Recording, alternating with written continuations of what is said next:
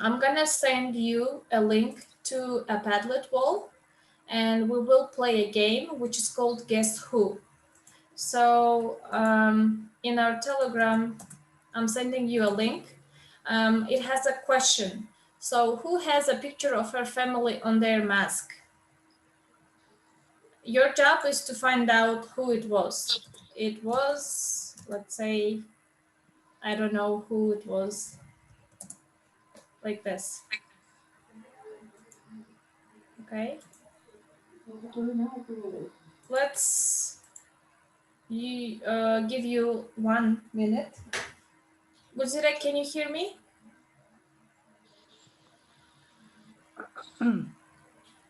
Yes, Mirgul, we are going to record the session. But it would be better if we all...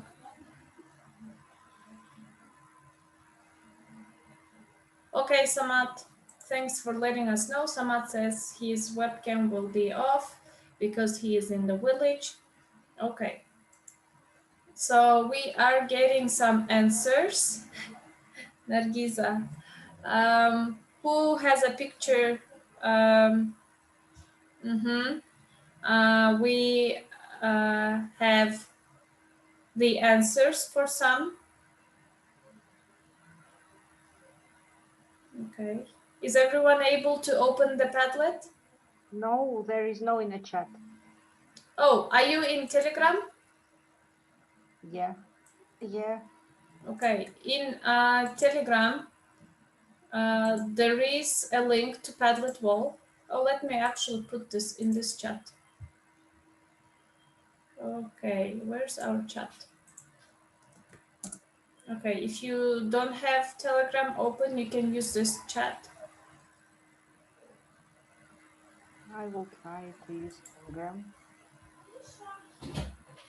Can I?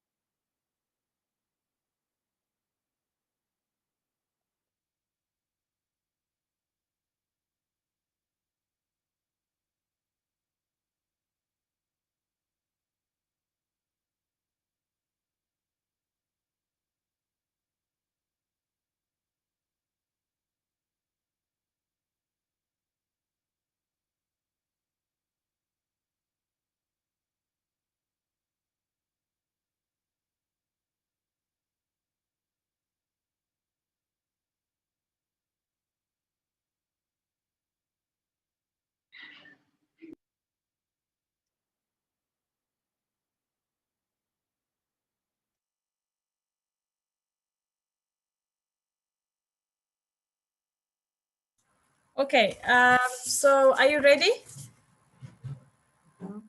Yeah. Okay, I think Nargiza was able.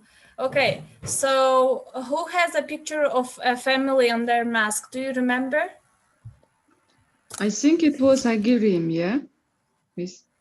Yeah, it was Aigirim. Who works as a head of foreign languages department in Kyrgyz State Technical University? Aynur çok Moroveci. Aynur'cu. Yes, you guessed it right. Who loves yoga? It was Nargiza. And Yelena and I think also have... Yelena. Yes, yes. So let's add Yelena. Who likes adventures? Oh, Samat maybe.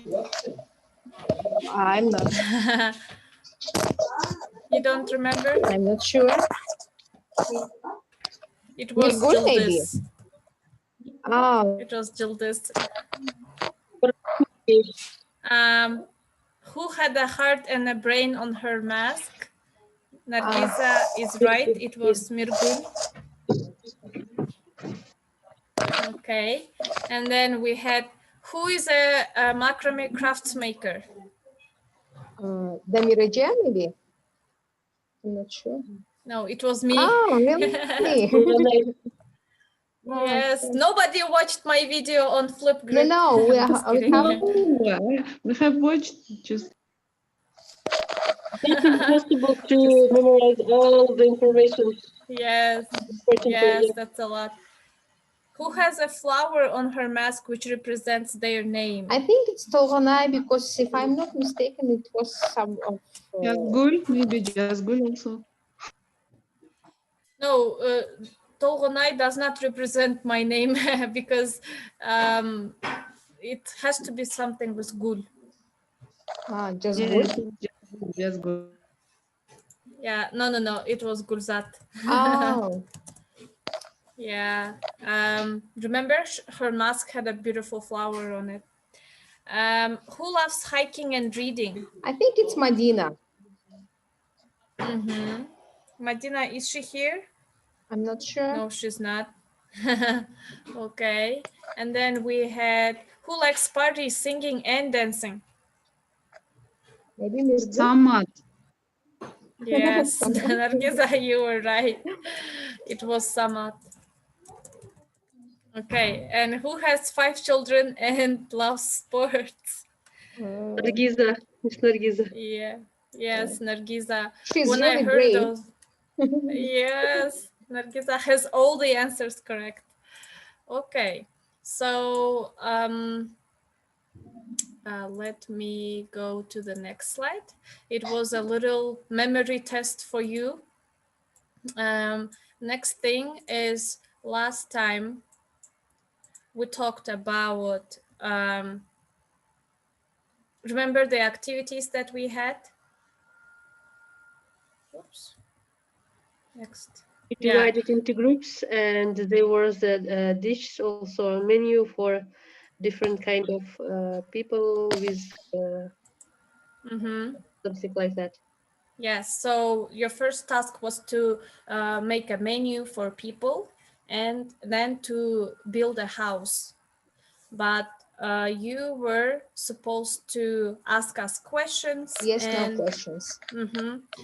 yes, no questions, and identify what were our needs.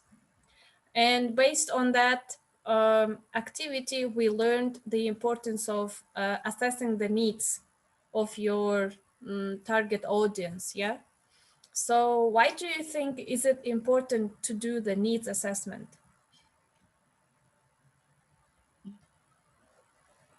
Because it's a base to do the another steps, for example, to know when we know their students' needs, so we can understand them and provide them with effective knowledge. Thank you. Uh, Needs assessment gives us opportunity to provide the participants the things they need really. So if you think that, oh, I am going to build a house, but you just build it and then somebody needs actually like 5 bedrooms and you don't have 5 bedrooms, you don't meet their needs, yeah? So was anyone able to do the needs assessment with your student?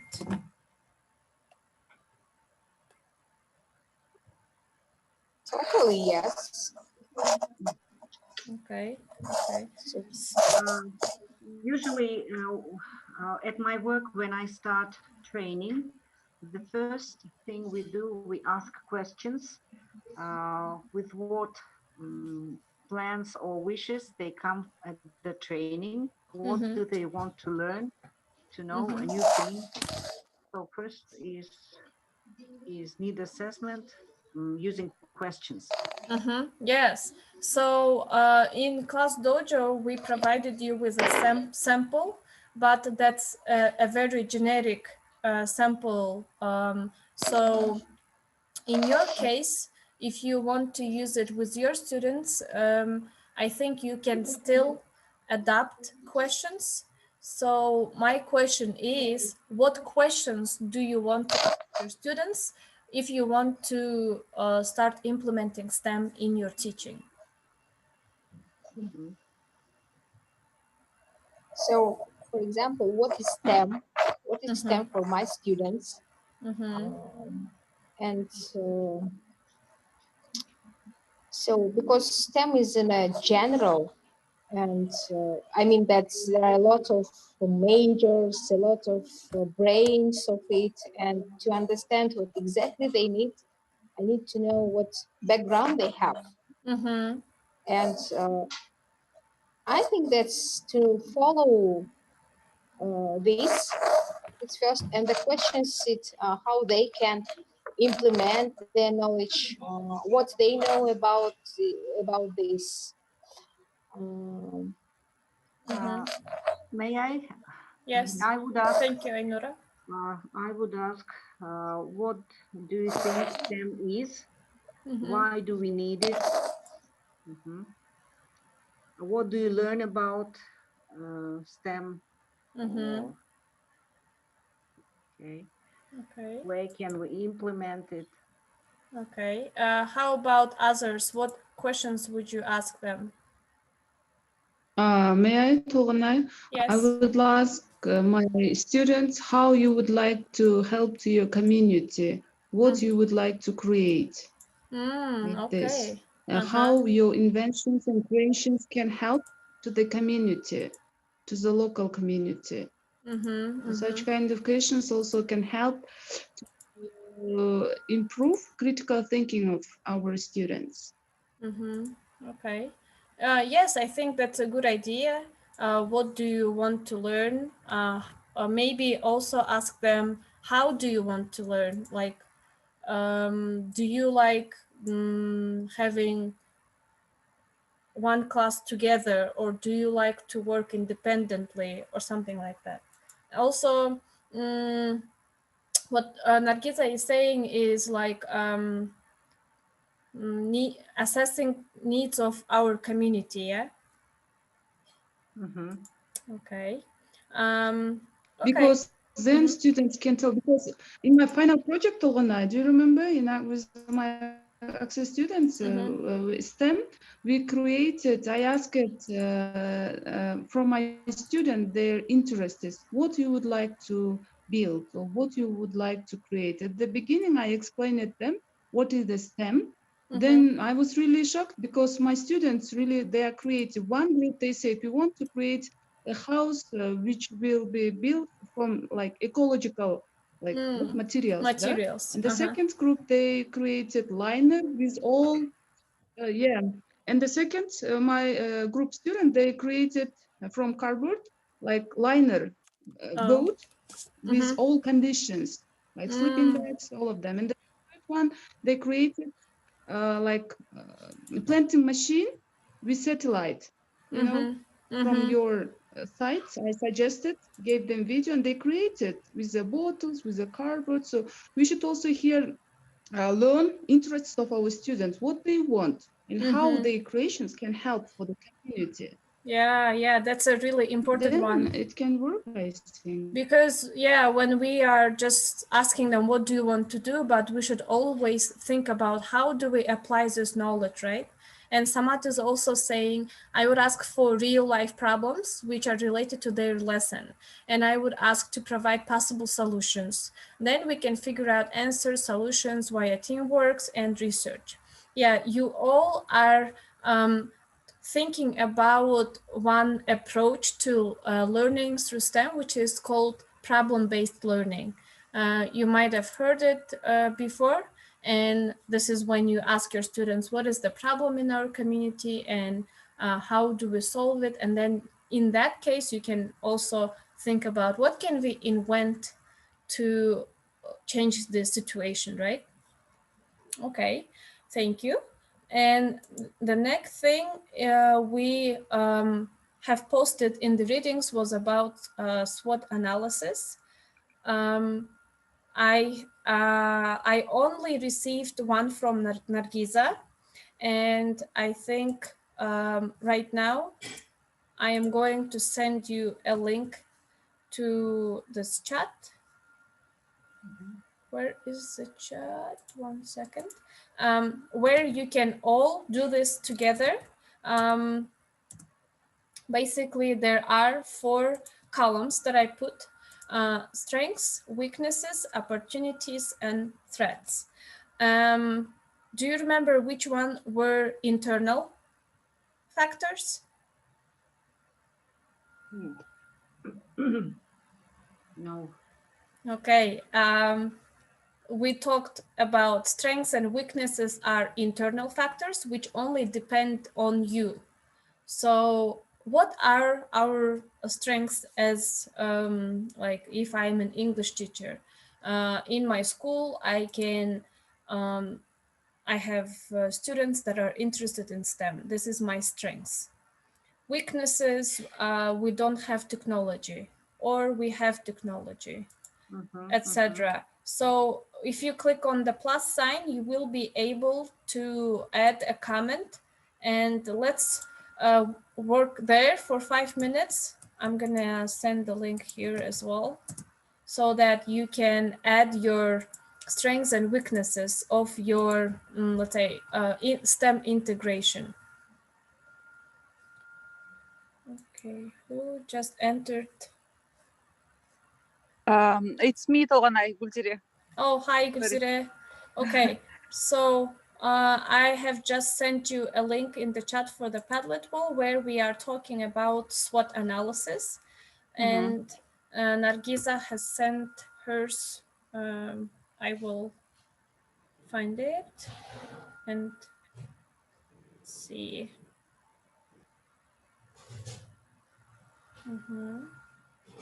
Okay. Nargiza, can I share your SWOT analysis with the rest of the group? Okay, you can share. If you don't mind, let me open it first.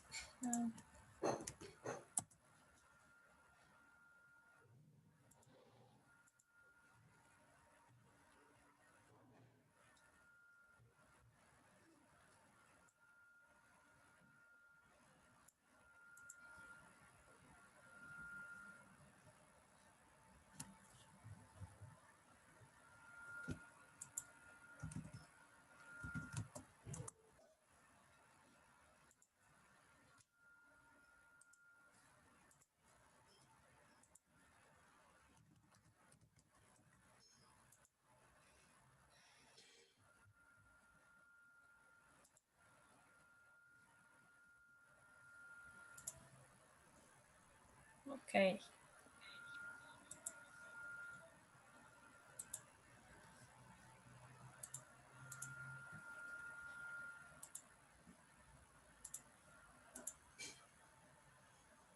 So as an example, we are looking at,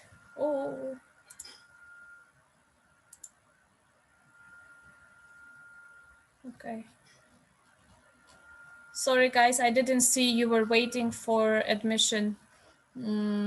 Okay, so right now we are looking at Nargiza's SWOT analysis that she has prepared before, but we're also working on yours as well. So if you can multitask and listen to us and keep working, that's fine. So Nargiza, can you please present or share how did you like work on this analysis? Okay. Yeah.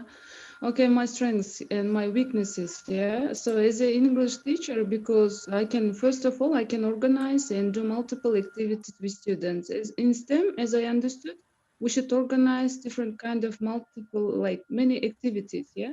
So as a teacher, I can organize for my students such kind of activities, so it's a normal and it's okay for me. It's, I think, my strengths and the good sides. Yeah. And ready to enhance my methodology, individual and professional level, because I'm always ready to learn something new, and I'm always ready to enhance my, like, these skills. Yeah. And ready to give freedom in STEM learning process, because as a teacher, I give for my students freedom in STEM learning process. As I understood, we should have a lot of choice for our students. Yeah. How to do, what to do. So as a teacher, I have this strength, so I can allow for my students to use this. And the next is know to do individual approach to each student. So So I think not only me, all the teachers, they are like psychologists and they know how to do individual approach to each student because they know their level, they know their personality and so on. And I know general idea that methodology and the tools of STEM offers an easy way to learn. Because as a teacher, if I know this, so I can easily give these things for my students. And the weaknesses. My weakness is its cultural gap between the education system of schools. I think this is a new thing in educational system of Kyrgyzstan. Yeah, so a lot of, and the second is teaching position. So in STEM, it is teaching position. Yes, it's quite different as a traditional position. So it will be a little bit hard for me. What do you lack mean of by scientific background. what do you mean of teaching position? Like I didn't quite get it. Yeah, teaching position, in STEM, you should be like creative. Yeah, you should create something new. Like you should have a really good like Open teaching, mind. like maybe open-minded. Yeah, maybe we have a little bit. In my opinion, my teaching positions is not quite ready for STEM maybe. Yeah. So I need to enhance my like teaching positions in STEM. Okay, I see. And as an English teacher, I haven't like scientific background. I think it's also my weaknesses because STEM, I'm not really, I don't really know well, like STEM equipment, like physics, biology, and so on, and the support and understanding of school administration. For example, after the session, I will come to the class and to tell my zavuch, so I'm going to teach STEM, and they will say, what is it? And the school administration will be really like, what are you going to create? Or maybe there will be some misunderstanding, I don't know. Maybe your school will not be interested, yeah? Yeah, will not be interested. And so this will be my, I think, weaknesses, yeah? And opportunities, as you see, I wrote here, because I can learn a lot from STEM community, not in Kyrgyzstan. Also cascading knowledge in my local area about STEM methodology. I can cascade my knowledge for my colleagues. Yes. To the school administration. Learning STEM students can relate their future profession, with IT and software engineering. So generally this like technology becoming very popular. So they can feel, it will be really good opportunity for students in future. They're choosing their future profession. And this methodology stimulates participants to collaborate, leads to new friendship, because in STEM they work in team. That team working really gives them good creative ideas. They can learn, share from each other, and enhance their critical thinking and problem solving skills. The same that there is the building scientific literacy and concept in local areas, I mentioned it before, to build STEM community. I have to build, but it's like, is in Kyrgyz proverb said, 1 tree is not can't be forest, да? So one Nargiza can't do. Yes. Кыргызча айтат го, бир даракты кой болбойт депчи. So it's a threat for us because maybe in Kirben only Nargiza knows about STEM, right? I don't know. Maybe other teachers also know, but I don't know from what and how to start. Like biology, math, physics teachers, and so on. So this is about me. Thank you for your question. Yes, thank you, Nargiza, for such detailed analysis. I think we can all relate to it for the opportunities and threats, because as teachers in our, let's say, local schools or workers in organizations, we don't really know how much people know about, or like how to integrate STEM in education and how to go from there, how to make it a nationwide practice or something. And for opportunities, there's always space for us to share our knowledge with different people, colleagues, teachers from other schools. So let's have a look at what you have put in our analysis here. Okay, so let's start with the strengths. Dami Altanai says strengths, promotion idea of STEM for young girls. Okay. Multiple practices and activities in STEM. Mirgul, can you please clarify? What did you mean? Mirgul?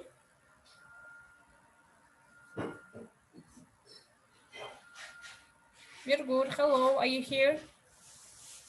Yes, I'm here. I'm so sorry. I was with kids. So Okay. could you repeat, please, your question about, you mean about multiple practices? Yes, how is it your strengths? So it means that when there is, we know that in STEM there are so many practices and activities. So when we use these activities in STEM, it will be for in traditional educational system. Will be more, the education system will be more effective. So that's why I mean that multiple practice will be more convenient and will be one of the good opportunity in traditional educational system. Okay, thank you. Samad says, can easily integrate STEM as I'm teaching physics, math, for example, problem-based learning. Yes, wow, that's a great strength. Samad, and you teach physics and math in English or in other languages? In English. Okay, that's cool. Great.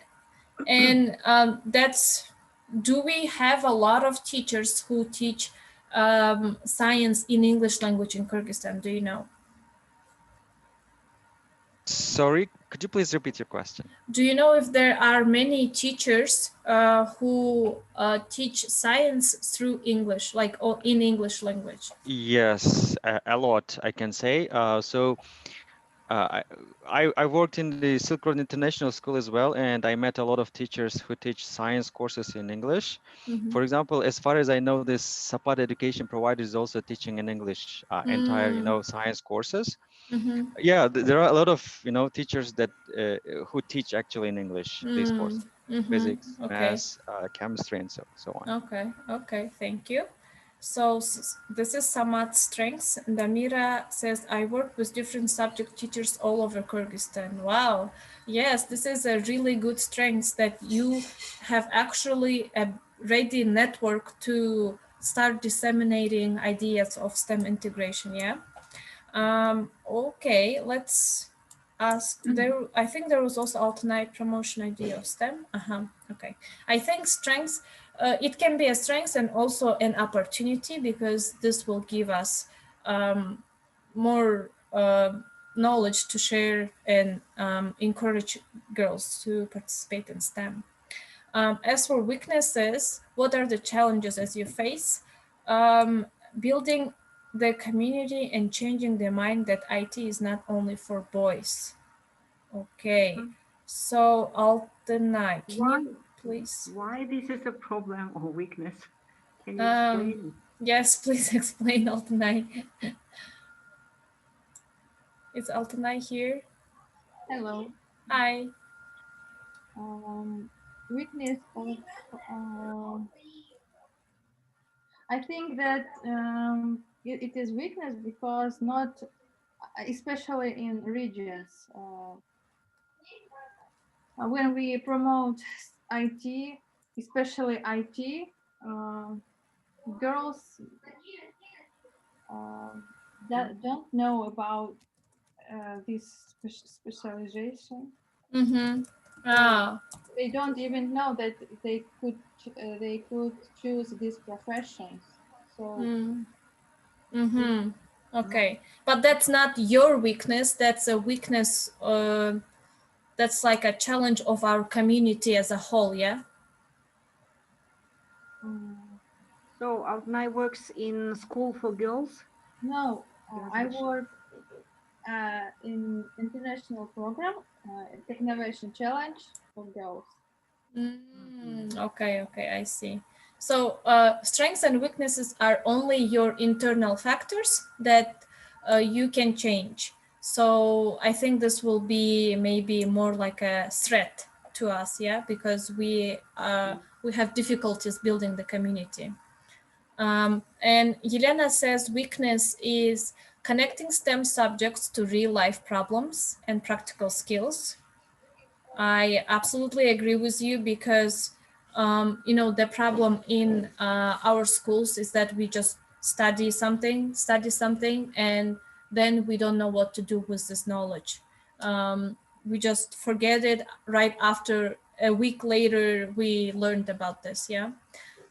Also, Guzire says weakness, a lack of time. Yes, timing is very important. And we didn't even, when we were trying to plan this meeting, everyone had so many plans, so much work. Lack of time is a really serious weakness. Okay. And then Samad says, unable to finish the entire curriculum due to the lack of time. Again. There is no common curriculum for STEM subjects. Yes, Mirgul, I think we are saying the same thing, that where teachers just teach the subjects and we don't have anything that connects different subjects to one knowledge and application.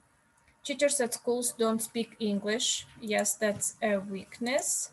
And also, okay, we'll read that after we move to opportunities. So far so good, I think. Moving on to opportunities. Yelena says, okay, your opportunity is to be the first cohort of STEAM ambassadors and educators, unite STEM curricula and methodology development.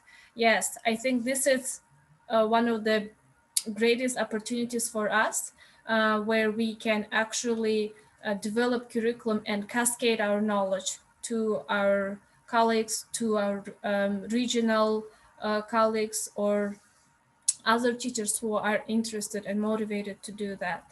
Samad says collaboration, teamwork, okay, through 21st century skills, cultural diversity in STEM, curriculum training and methods for international program for young girls. And also I can do an English course for STEM teachers. Okay, so I am really glad that everyone sees these opportunities for us right now. Some of the threats include lack of STEM professionals, additional workload for teachers. Yes, it means that you will need to work more than usual. Damira, poor technical skills of teachers. Okay, so after we have analyzed our strengths, weaknesses, opportunities, and threats, this gives us or helps us to build like a bigger picture of what is happening, what can we do, and what should we do to avoid our threats. After that, we would like you to write down 3 steps that you can take to move further. So we can give you like 2 minutes to think about that, and we can discuss it.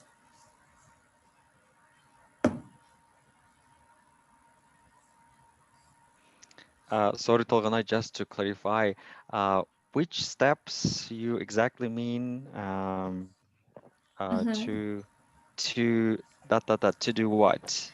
To I think I missed that part. Sorry. yeah, it might have not been like I didn't discuss it.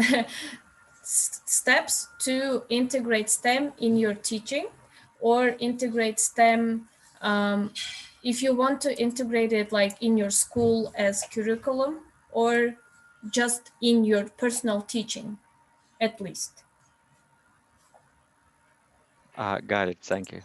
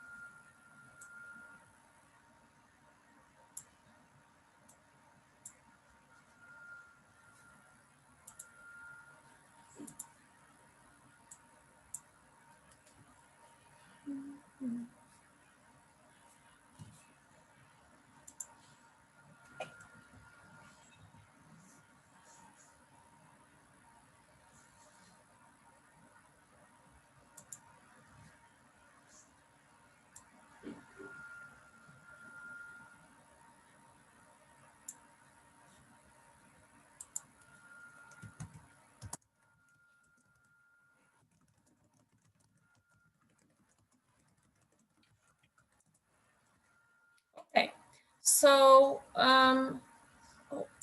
I think Gulzire wrote her, the first step is to build a community. What other steps did you have in your on your list? Yes, sorry, I couldn't. Yes, I have now. First step, I think we need to build a community of teachers who are ready to integrate STEM techniques and methodology. And when we can build a community, we can like design a curriculum that will be okay, suitable for Kyrgyz curriculum. And we can pilot a STEAM center. It's a like educational center where students, it's a like pilot school where we will use or integrate our new developed STEM curriculum. And after that, I think we can reach out to all regions of Kyrgyzstan. Okay, thank you. That sounds reasonable for me. Damira, you also have your steps. Yeah. Can you please explain? Yeah. Last year, when we started our course, I designed a program of 72 hours of STEM course. But now I understand that school teachers, usually they don't speak English, so I have to redesign my course program. Then I have to collect interesting material, texts, and how can I explain them what is STEM and upgrade their English language. And the third step is prepare the first module. And I have to focus on methodology of STEM and the English level. Okay, and what, like your job really sounds interesting. Can you share with us like what do you do and how do you plan on doing this? This is meant for all teachers in Kyrgyzstan, yeah? Yeah, I work in Teachers Training University, and I work with subject teachers, Kyrgyz language teachers, and Russian language teachers. And during this period, I have succeeded to change their some view of using interdisciplinary approach, using problem-based learning. So it was very interesting experience for me working with Kyrgyz language teachers and Russian language teachers. Wow, that sounds great. Because as you know, Russian language usually is taught through classical texts, and Kyrgyz language is taught through like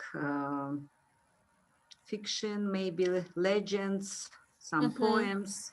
They don't Mostly literature, yeah? Mostly literature. So I changed a lot for these teachers with my colleagues. Wow. And your next step is you are working with science teachers. I work with science teachers also, with subject teachers, and I implemented PBL, project-based learning, problem-based learning, and I want to say for Nurgul, I'm a language teacher. I'm a language teacher, so but it's not a big problem about STEM, mixing language and STEM. We just discussed, for example, problems at the Isikul Lake, ecological problems at Isikul Lake, and my task was how can they solve the problem of soil erosion? And they offer different solutions like making some constructions, like planting the trees also. Okay. So it doesn't matter if you're a language teacher. So, for Nargiza, yeah? Nargiza. So, wow, thank you. And Yelena also says, Irena, can you please share your steps with us?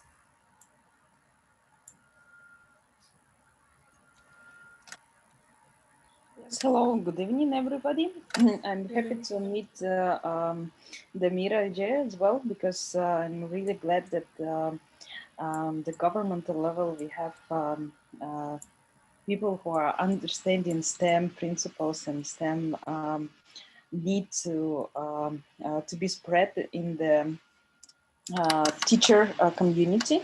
Yes. So I'm working in STEM for almost last 2 years, and with Gudzere we created TOT training of trainers for STEM teachers, and we already trained 25 teachers in the Isikulu region, and was really successful because they started to use our recommendations and some STEM methodologies, how to integrate in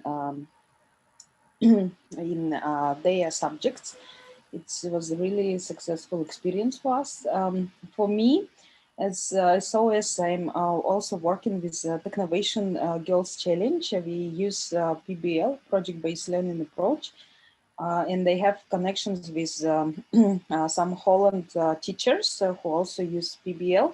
They shared with me their vision and manual on PBL. I would like to translate it and adopt it to for the local educators and trainers. So I would like to, first of all, improve my further knowledge and the methodology in inquiry-based learning. And the next step is developing manual and guidelines for teachers and educators in project-based learning and design thinking for educators. Wow, these are really some changes that we are looking forward to. Hopefully, all your plans will come true and the teachers will get the support from you and the government to get a better view, insight on how to integrate STEM, right? Okay, so hi Gulzat, thanks for joining. That's okay if you're late. So after you have done your SWOT analysis, you can look at what steps should you take next to start working towards your goal, right? And we had, okay, I had a short game, but I think we will skip it for today. So today we wanted to show you a demo lesson. This is one of the STEM activities that a National Museum in UK has developed. I don't know if you have heard about it. I know Nargiza has because I showed it in my other training. But today we will look at this activity and we do you remember the three, let's say like things in STEM philosophy? Okay, who remembers? It was exploration, inclusion, and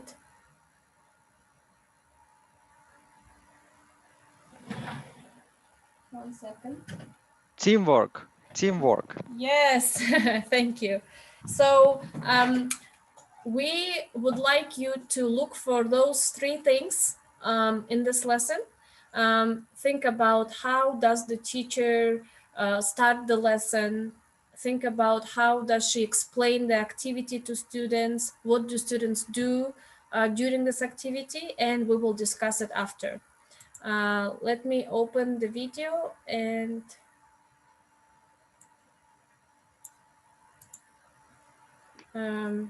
let me unplug. I'm gonna play it now. Can you tell me if you can hear it or not? Mystery boxes, really great hands-on. Yes, we can. Okay, I'm gonna put it on full screen. Activity that's really memorable for students, and it really helps them get to grips with some of the key ideas about how scientists work and how they come up with theories and ideas.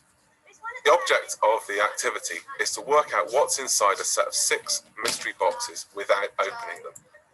The activity begins by dividing up your class into small groups of about 3 or 4 students per group.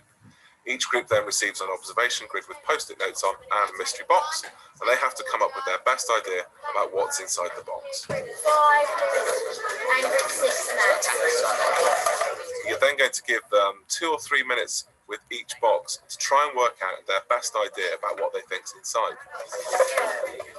I reckon it's quite small because it will take it a lot heavier. It's really important that your students write down lots of observations while they're testing out and examining the boxes. When you stage a mock science conference later on in the activity, they're going to need those observations to form their evidence to help back up their ideas and argue their point. Yeah. Blue tag? What do you think? It kind of does stick. Think about it.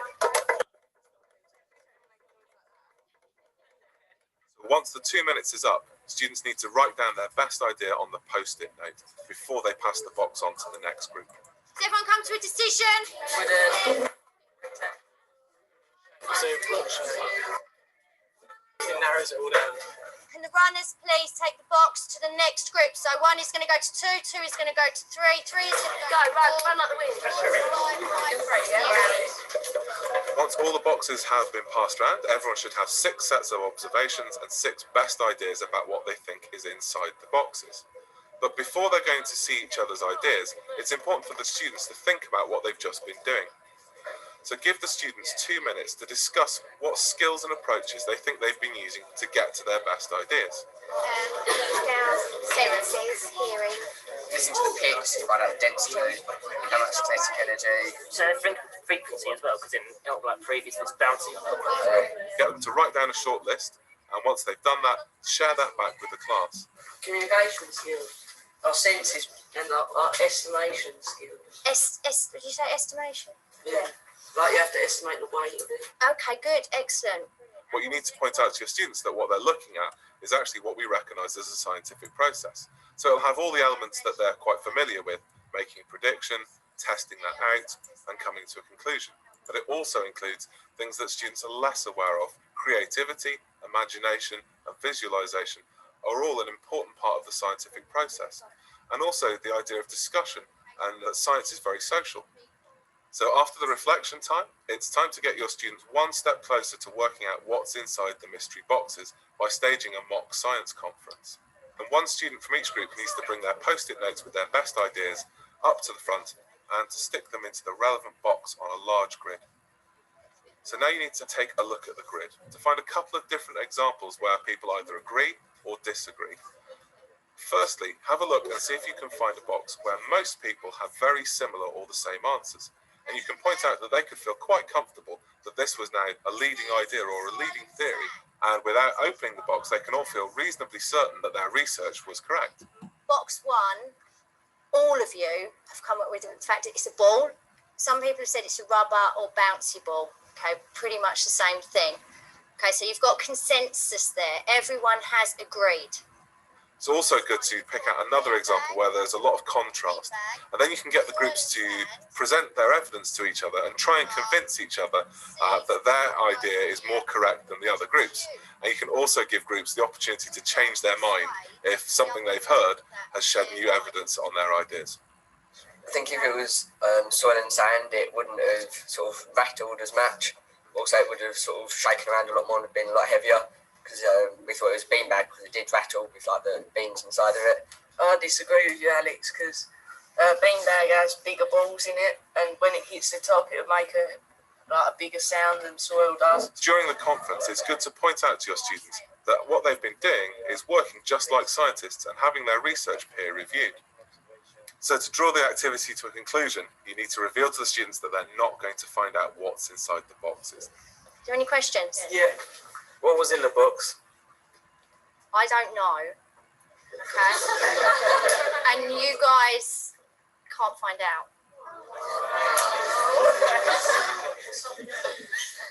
Hopefully by now they'll realise that the boxes are an analogy for science. And just as scientists can't open the box and find out the answers, neither can they. And that's one of the things that really drives scientists to do their research. I really enjoy running the activity because it brings another side to the pupils. They actually learn without you having to teach them. I think that's the key. They discuss them, they become much more focused and energised by the activity. I like the fact it was all hands-on, a lot more practical, and that everyone got a say in what they thought was in the box, their own opinions, their own views. And when we came together at the end to discuss them, I thought that was quite good. First of all, when the teacher said it wasn't allowed to open the boxes, I was a bit disappointed because sort of we'd all tried very hard to try and find what was in the box, and then we'd known that we wouldn't actually find out for definite. Then when you think about it, that's what scientists have. They never know the definite answer. They can only go by the hypothesis. Okay. How did you like the activity?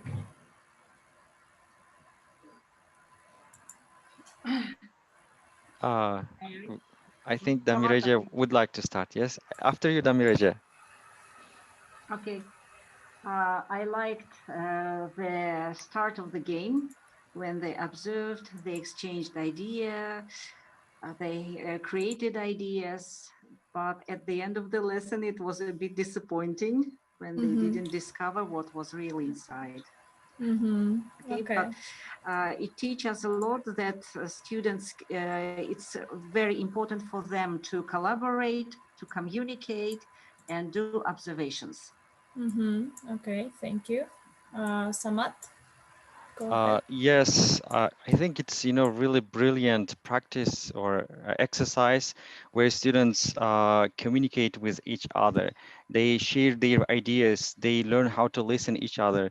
They learn how to, how to protect themselves with their, hypothesis. And it's really, from my side, it's really important because I think in the future that would be, one of the, actually we also say that, these are one of the, 21st century skills to communicate with, each other in a proper way, to be able to listen to each other ideas, even if we provide like the correct, answer, but we need to listen to each other and we need to communicate properly.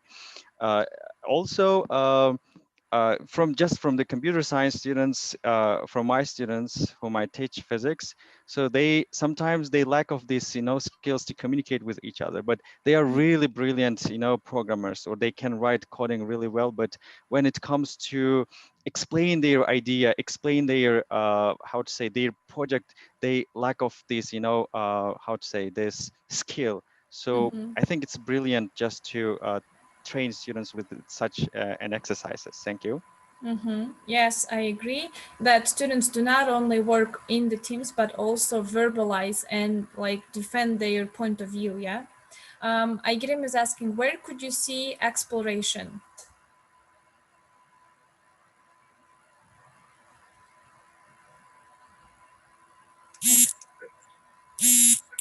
Oh, someone's phone. Exploration when they measure the objects in a box, hear the sound of the box inside, then they try to predict. Yeah. Yeah, they try to predict what it might be.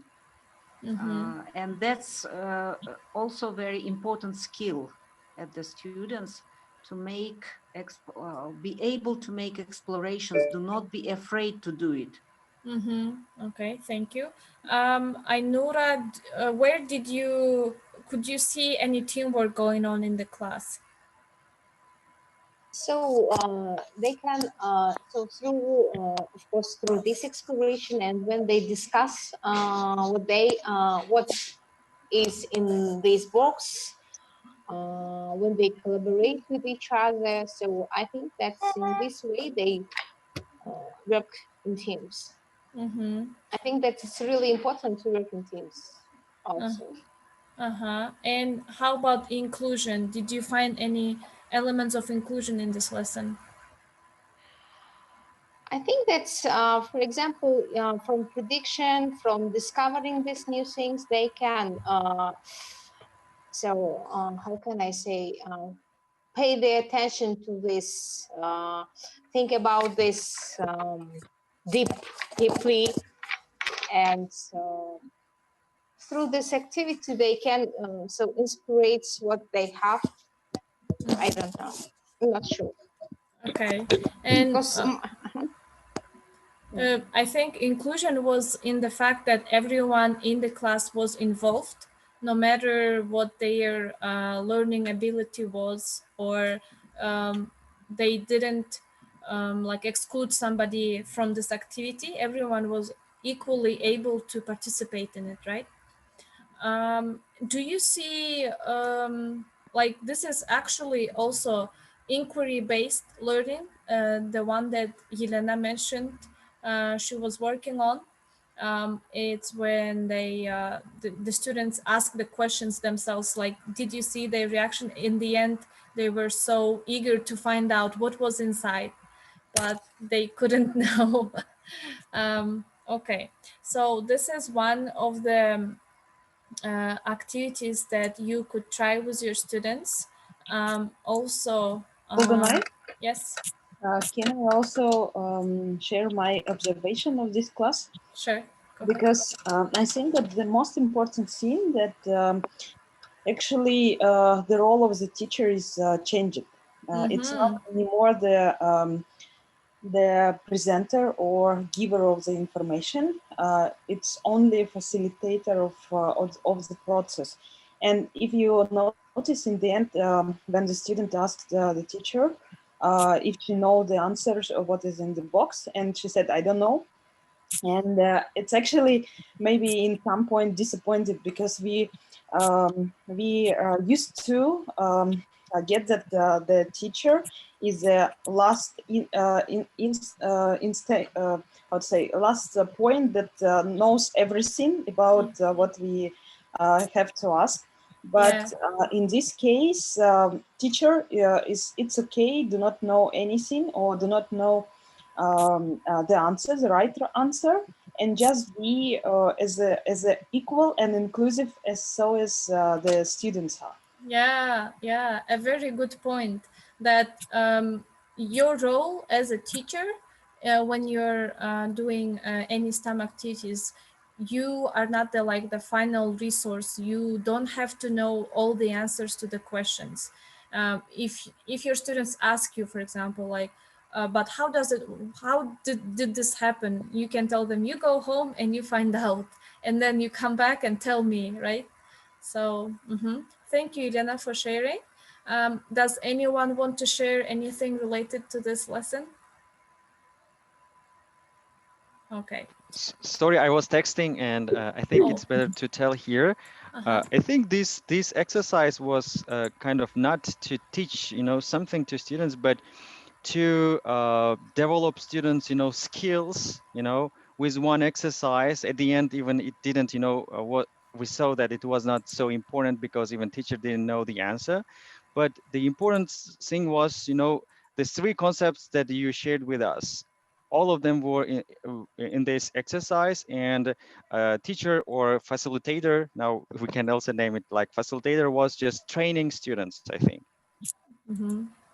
Yeah, not developing any specific like hard skill, but more soft skills to think, to work together, to like make hypotheses about something based on your observation, right? Okay. Yeah. Exactly. Yeah.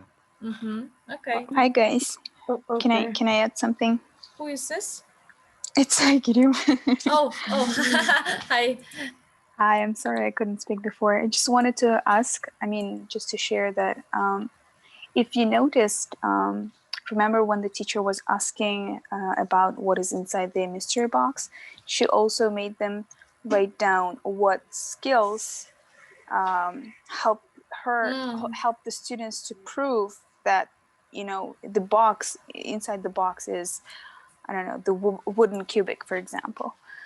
So the goal of the activity was not only just, finding out what is inside and then later finding out that you can't find out the answer, but I think the practicing of this scientific skills that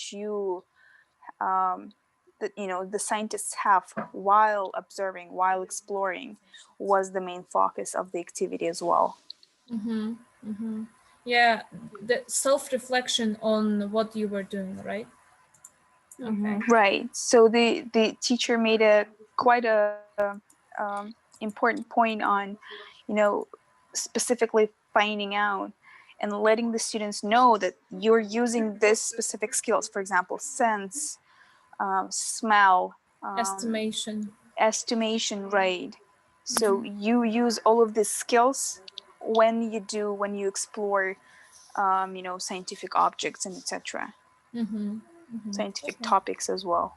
Yes. So only within one activity where the teacher does only maybe like 20% of talking, you can do so many things. And I think that's why integrating those type of activities will be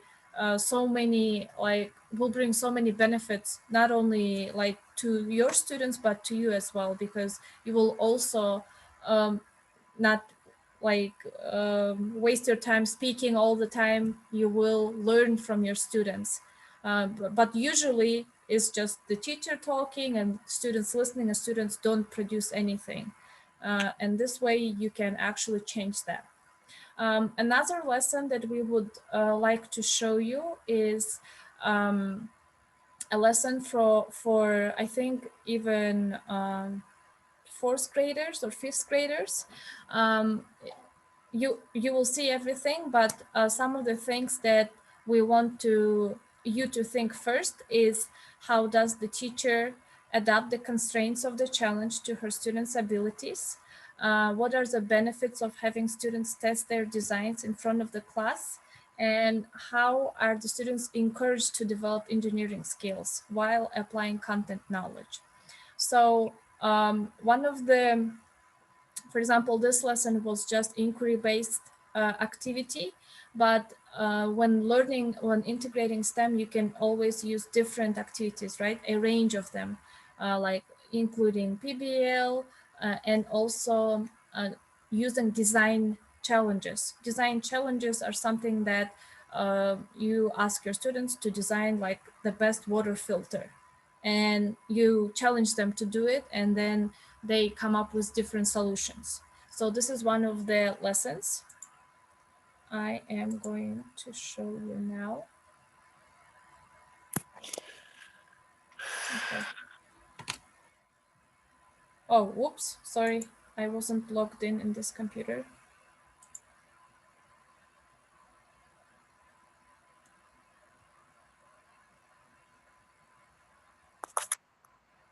Can you all see my screen? Yes, we can. Yes. For some reason, it says you're not authorized. Togona, you need to change at the top. Do you see PD teaching? Yeah, Express. Change it to video. Ah, okay. Thank you, tech support. You're welcome. All right. Yes. Good.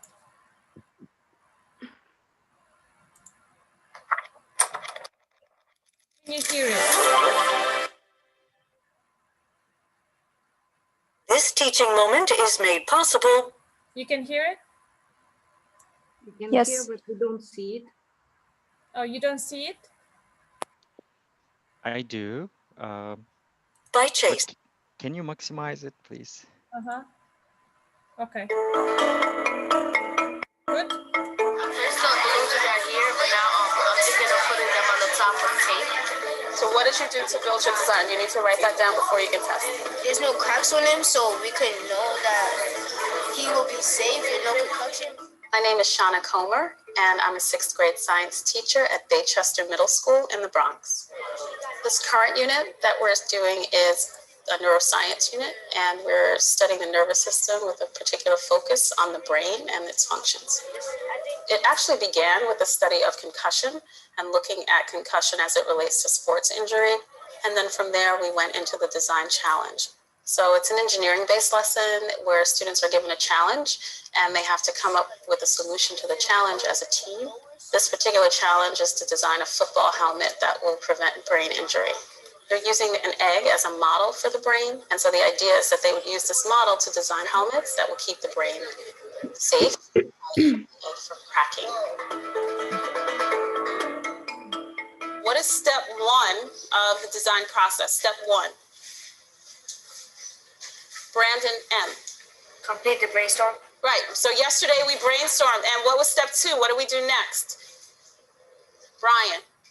We drew a picture. Yes, we drew a picture of what our design is going to look like. So there are many different models of the engineering process, and this is a very simple version of it that's really accessible for students at this age level. And it basically goes through the steps that engineers and scientists use to do their work. So they start off with thinking about what it is that they're doing, the brainstorming aspect of it. They're drawing their designs just like an engineer would draw up a design for a new product. They're building what's basically a prototype of their design. They're testing it. They make modifications, they rebuild it, and then they have final testing of it. So you all have your drawings in front of you that you did yesterday. And the next step is to take the materials, which are in the bag next to you, and build. So you're going to get 15 minutes to build. You don't have to use a lot of expensive equipment or materials, just everyday items. So I recycle and reuse everything that I can. There's cardboard boxes, pipe cleaners, cotton balls, just small things that I've used in other lessons or things that I've accumulated. And the students just get a bag filled with all these various items and they can decide for themselves what they think will be appropriate. We're going to stretch it out so it can fit inside the helmet. And we're going to put it inside so when it falls, it just protects. Yeah, it protects the skull. For this particular design challenge, I'm using the model of an egg to represent the brain. The skull is represented by the shell of the egg.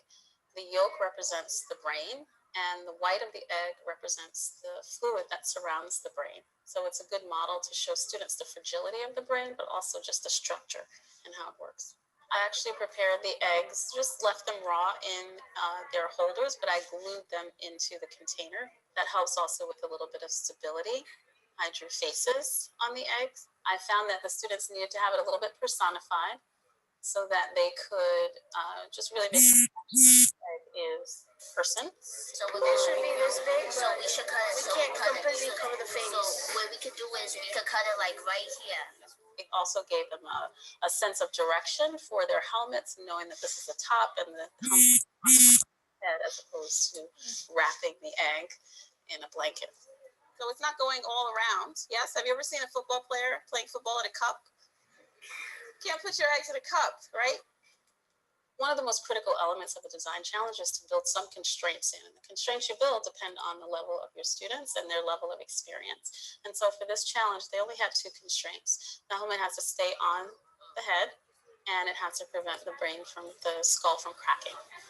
I think now it's going to stay and not be fragile. They're used to getting what's called cookie cutter labs, where they just have a list of instructions and they follow step 1, step 2, step 3, step 4. And now they're being asked to come up with a solution on their own and just take the materials. I'm not telling you which ones to use. I'm not telling you how to build your helmet. Just do whatever you want to do. We use the egg carton pieces to make the helmet. And on the inside, we lined it with bubble wrap. So when the egg falls, it won't crack. And we use the string to secure it around the egg and the masking tape. STEM to me is a way to engage students in both the scientific process and also to help them to become more critical thinkers, problem solvers, and to develop collaborative skills. They're also learning to think through the steps of how they're actually going to solve the problem and being creative. So no 2 helmets look alike. Everyone had a different solution, so that's part of the process as well. So we're going to do our first test. When you come up, you're going to actually be testing from 30 centimeters, which is the full length of the ruler. So one person is going to hold the ruler, the other person is going to hold their person's with the helmet on, and you're going to drop it. The purpose of the first test is to see whether their design works at all and whether it meets the criteria. They come up to the front of the room, and they're going to drop their football player from 30 centimeters off the ground and see what happens once it hits the ground. Okay, so if he were playing football, how would he get tackled and how would he fall down? Huh? Like that? Okay, so now let it go. We use that minimum distance, and then later on when they do further testing, they're going to increase their distance to try to come up with a maximum impact speed. So that's where the math element of the STEM comes in, where they're starting to calculate the speed of impact. Go. Okay, go back to your seat, see what happens. Then they need to take their helmets off and examine their egg and see if there's any damage to the skull. Oh, you have a crack in the helmet at the side. when you drop it. When the temporal lobe gets damaged, I think it stops your hearing and your vision. The object of the lesson is for them to really put together everything that we've learned about the brain. And so when they do their test, if there's some damage, they're looking at that damaged area and relating it back to what part of the brain would be affected and how would that affect the person's function. So it looks like the crack went all the way up into the helmet.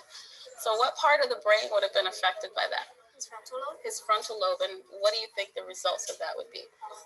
His personality and emotions will get damaged. Okay. There was a team that their skull didn't crack, but their helmet, once they took it off, it came apart. So I have a question for you. If that was a real helmet and someone needed to wear it again, would they be able to put that helmet back on? So it's not just meeting the criteria, there are also other aspects that they might need to change about their design. So that's what they're exploring with that first test. Yes! They have a worksheet that guides them through the process. It has all the steps on it that we're going through in this particular lesson. And they have questions, I give them guiding questions for their evaluation. I'd like them to think about what really worked in their design, but also what didn't work in their design and how they would modify it for their next test. So who did not have success? Can you tell me why were you not successful? What happened? We put tape in the wrong places, and when we dropped it, it fell on his face, and we didn't put anything to protect the face or like this part of the head where the frontal lobe's at, and so it cracked there and started leaking. Okay, so if you're designing football helmets, it gives the students an opportunity to make mistakes. And it's important for students to learn that there's not always one right answer for things. And it's okay to do something and it doesn't work and you test it and you try something different. And just to really use your creativity, because that's really at the core of engineering and at the core of science. Some of the features that helped the design be a success were the cotton ball inside the helmet, the bubble wrap inside the helmet, and we put balloons around our helmet so that if the egg landed on its head, it could like bounce out. Students are really enjoying the lessons. They're enjoying coming to class.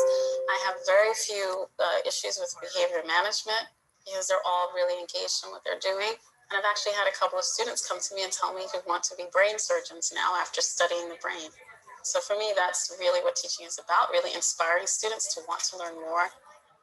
Another thing that's really interesting is one of the students said to me that one of the things that they learned about themselves from doing this activity is that they work better in a group than they do working by themselves. So even understanding the value of teamwork is a really critical thing that students are learning from these STEM activities. Okay. So we are going to put you in groups to discuss this activity with each other. Let me just put you in breakout rooms. There are 12 people and there will be 4 groups of 3. Tolganay, Yes. can you give us access to share our screens so that we can write and we can share our screens to each other? Okay, how do I do that? I should make you a host. I don't know, but last time I think Aigerim was doing that. Okay, Aigerim, did you make the host? Make Samad the host? So that we can share the screen? Okay. No, you just make, I think when you just say share screen, you can allow multiple people to share the screen. Okay, I just did that. Thanks. Okay, thank you. Yeah. All right. So are you in breakout rooms right now? Yeah, I'm leaving to 3. Okay. Aigerim?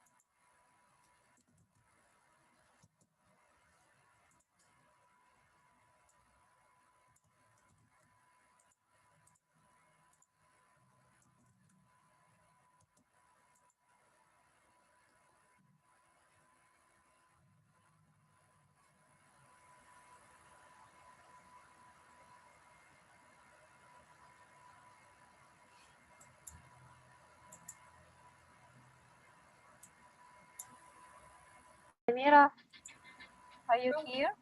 Hello. Damira. Okay, I think she's not. Hey. Hello. Okay, so let's discuss how does the teacher adapt the challenge to her students' abilities. Hi, Gulzire.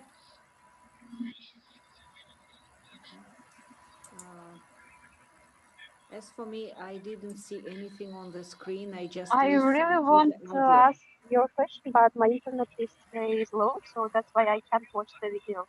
Oh, okay. So Gulzire, did you see it? No, I can't see it. So Okay. that's why I can't join the discussion right now. Damira, you also didn't see the video. No, there was nothing on the screen. I just listened to the audio. Okay, okay. How about you, Gulzire? I also couldn't watch because my internet was really slow, and I just signed out and signed in again. Okay, okay. All right, then let's you can leave the room and we can all discuss it together because you couldn't access it. Okay. I will talk to another group for now. Hello. Hello. Sorry, I should turn off due to personal reasons. Can I go off? Who is this? Alternate? Yes. Oh, okay. You can. Did you get a chance to discuss the activity? Not yet. So should we have wait one person? No, that's okay. wait, You can discuss it with me. Okay. So the first question was about about the abilities of students. Yes. So how do you think she tailors the constraints of the challenge? So how to protect the brain from injury or from concussion? Yes. So the question was to protect the brain and do prepare the helmet in order to protect the brain. So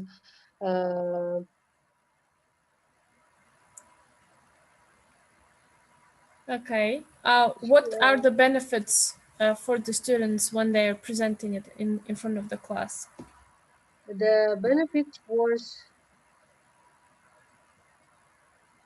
they are working together. It was teamwork and also to use recycle and reuse it materials. So they don't need to find something how to say it's used materials. I think Available it's materials. available materials, yes. And also the last one is I think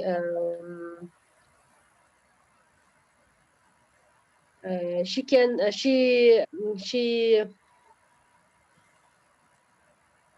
so about the engineering skills from the early life from the early life they can understand how to protect the brain. Maybe in the future they can also make the best helmet in order to protect the brain, the kid's brain, for example.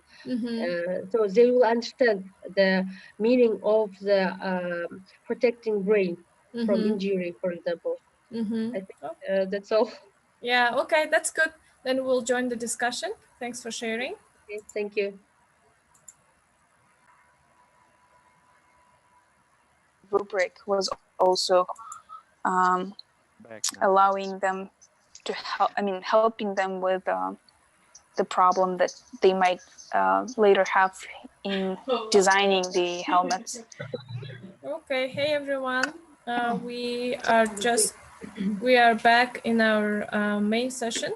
So does anyone want to share what they have discussed?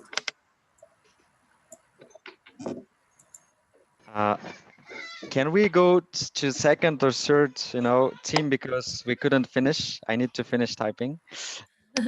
Okay.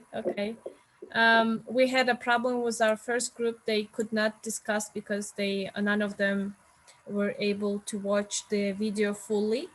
The second group was just me and Mirgul, and we have already discussed it. What about the third group? Who was in there? Okay, Helena and who? Lena. Okay. Okay. Please go ahead. How did you think the teacher adapted the constraints to meet the students' abilities?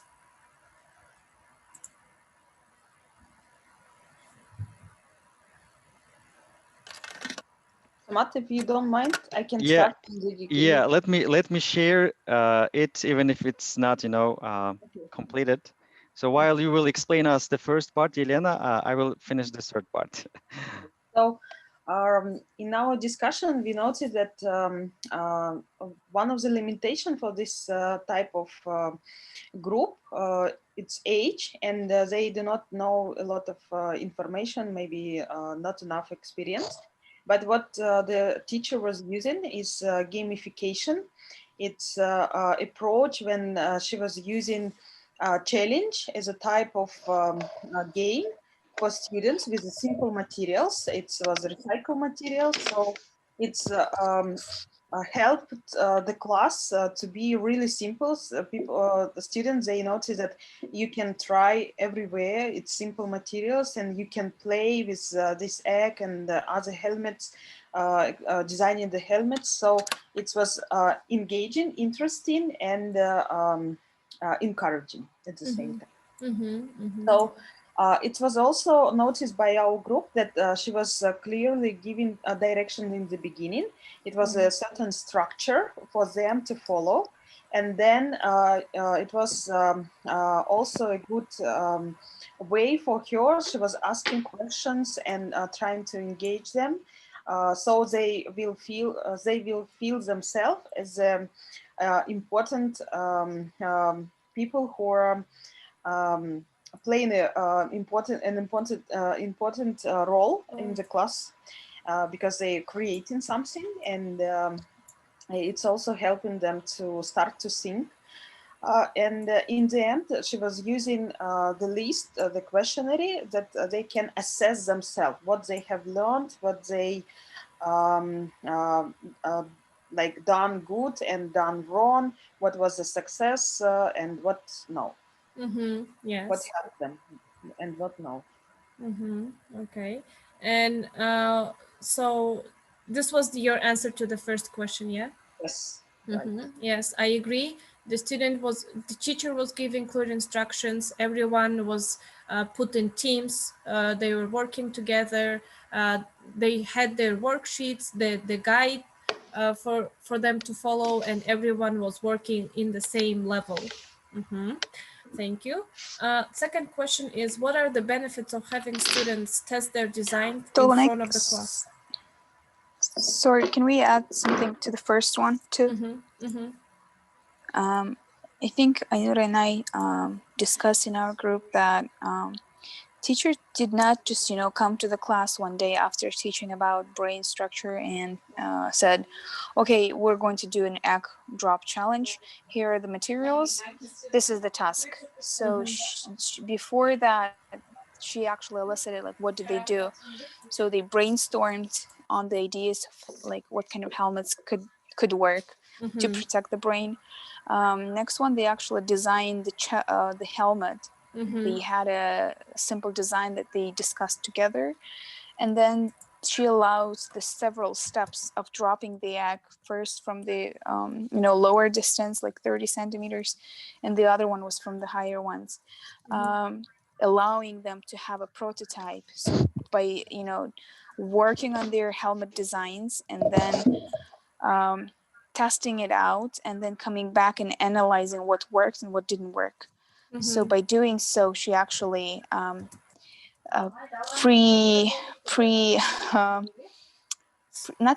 pre-taught, but actually, yeah, thank you, Ainura. She predicted the challenge that the students might have while designing the helmet. Okay, thank you so much. Yeah, so doesn't come from something, and they, before even doing this challenge, they also learned about brain, frontal lobe, temporal lobe, and then they learned about functions. They learned about how concussions can damage people, and that's where they got their problem. Like we have a problem that when playing sports, people are having lots of concussions, and that's why we need to create a better helmet, for example, right? Okay, thank you. Number 2 was, what are the benefits of having students test their designs in front of the class? Who would like to share their answer to this? Nargiza, would you like to take the second one? Okay, here, yeah, thank you so much. Here we discuss it and come to the conclusion that it was really good teamwork. Students worked in a good team. They improved the engineering skills. So each team designed their own helmet, and was excellent and perfect collaboration, team collaboration. So Okay. could you hear me? Yeah. Yes. It was each team worked and they shared their ideas. So each team make the engineering skills with some of them with cotton, some of them with the cardboard. So it was really great teamwork and excellent collaboration. So here, students, all of them improved their skills. Okay. Are there any other skills that were not mentioned? So creative and critical thinking ability also. Yeah, because it's relevant also.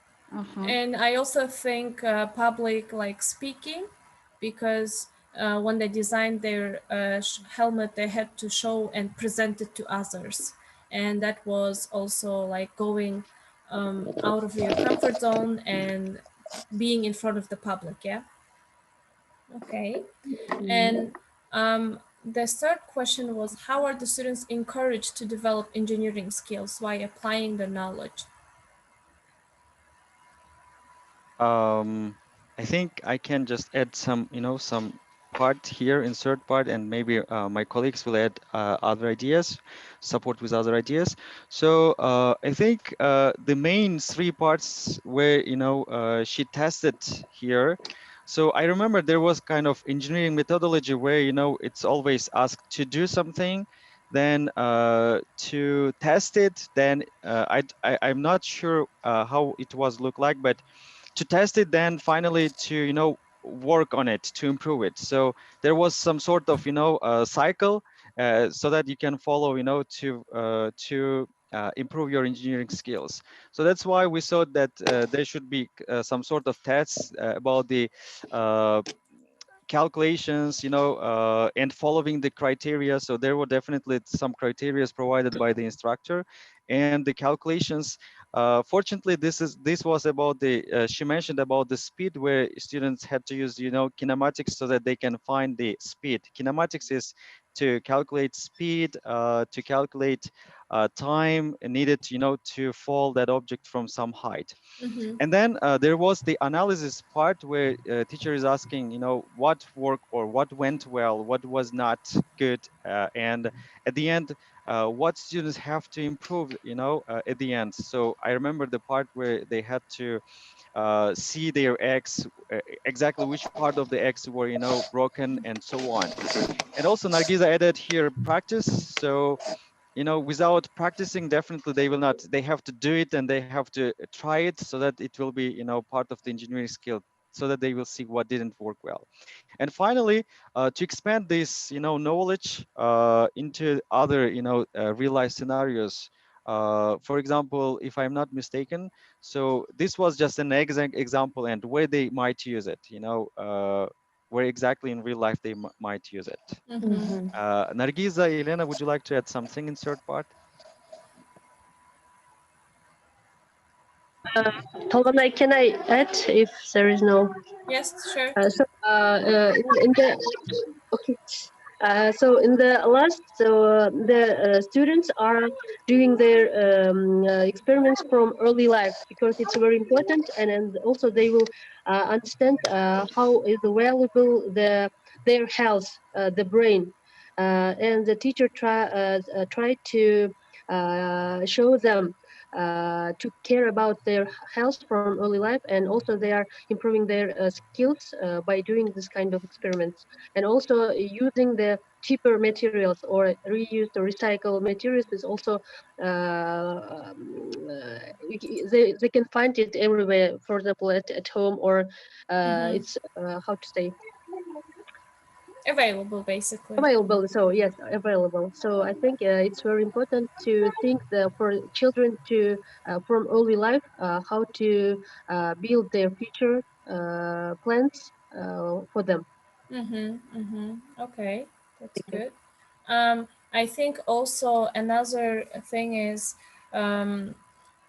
they were welcome or encouraged to fail and try again, and this was one of the basic like engineering skills, because they always design, build, try, and then if it fails they improve it, right? Prototyping. Okay. Thank you, Samat. Are there any other comments related to this lesson? So it's really good. From this they can to implement this problem, based learning, and they can find the solution of it. They can work in teams. So it's really good. I like these steps always. Would you, after I watched these videos, really eager to try it with my students too, but I have to find a topic where it would relate to our learning curriculum. Would you like to try this activity in your class, actually? I had it before with my students in our of creativity lesson. So it was really cool. And from this, I like this problem-based learning, project-based learning activities. Oh, you have tried exactly this activity? It was approximately as this one. Egg drop project. It was also the aim of was problem-based solving. So we did it 3 lessons, 3 classes. Okay, that's interesting. But we're really short of time because we started 5 minutes late, but that's okay. During the next week, which is this week, technically, we will meet this Saturday. If you can, or people said that we agreed on Friday, so before Friday we will try to go through all the materials for this week. This week we will provide you with the links to different useful materials, and we would like you to choose one activity for your lesson plan. So as we mentioned during our first week, we will work through different steps to design a lesson plan for your students to try. Maybe it will be your first STEM activity, or just a lesson plan that you will use in the future. And Aigirim, did you want to say anything at this point? Yeah. Just a small thing that, during the last week, we all spent some time doing the SWOT analysis and making the needs assessment. Collecting the needs assessment from our students. So we would like you to start brainstorming on ideas based on your students' answers. So in what area you would like to take, like where would you like to turn and design your lesson. So throughout this week, we will actually send you different STEM ideas, different materials where you can actually choose. And we will also send you some information on how to design a good STEM lesson plan based on a universal design of learning. So could you please during this week have spend some time looking at these material, so by the time we meet, you all know, you have already started brainstorming, so you can share your ideas with us. And another point that I wanted to add is that our meetings, there are some few people who can't join on Fridays, and that's why I wanted to ask, if you have a specific schedule and if you have only specific time you're available, please text us personally the times you're available. So we will try to collect all the available times and then come up with a schedule that meets everyone's free Needs. times, basically. Yeah, needs, because it's quite difficult to meet everyone's needs right now, because we actually don't know what your schedules are. And another question is, shall we keep our time as last time and meet on Friday, or are you okay with meeting on Saturday? Friday is okay. Friday, okay. Friday 1. Friday. Okay, please raise a Available hand. on Raise a Saturday. hand if you agree to meet on Friday from 5 till 6:30. You can raise your hand on Zoom so we can see. Okay, Damira, Turayim, Ainura, Yelena. Okay, that's it. 4 people. And I also have a problem with registering in Google Dojo. Oh, I didn't yes. see the material yet. I will help you right now. Nargiza, okay. I think everyone except for Mirgul is happy with Friday. Mirgul, can you come on Fridays? Basically, I have a project till the end of January. It will begin at 7 o'clock p.m. So that's why I'm not sure, but I will try to join to your meeting. I will Okay. try. If Okay. it starts at 7, then we can move. We can keep ours Early. from 5 to 6:30. Yeah. Okay, it will be good. Okay, then Thank you. let's keep it Friday, 5 to 6:30 p.m. Every Friday we'll have our meetings. Yeah. Okay, then we will ask others who couldn't join today, so they can tell us if it's the most available time, and if the majority says yes, then we will keep the Friday. So Okay. thank you so much for joining today, and I'm really sorry for not being able to participate much. And I hope that on Friday I'll have more ability to join and to discuss things with you.